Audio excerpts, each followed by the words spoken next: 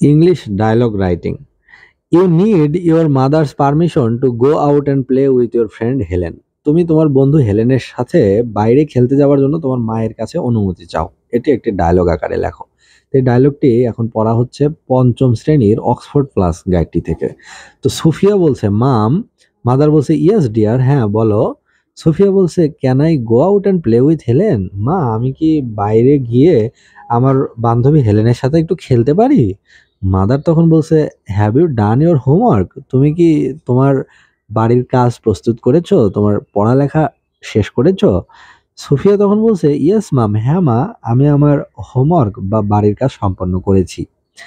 Mother তখন বলছে, okay ঠিক আছে, but don't play for too long. তুমি বাইরে যাও, হেলেনের সাথে খেলো, কিন্তু বেশি দেরি করো না। একবারে বেশি সময়ের জন্য কিন্তু খেলা যাবে না। সোফিয়া তখন বলছে, থ্যাঙ্কস মাম, ধন্যবাদ মা, I will be back before lunch. আমি দুপুরের খাবারের পূর্বেই খেলা থেকে বাড়িতে চলে আসব। মাদার তখন বলছে, টেক কেয়ার, আচ্ছা নিজের যত্ন নিও বা সাবধানে খেলো, সাবধানে থেকো।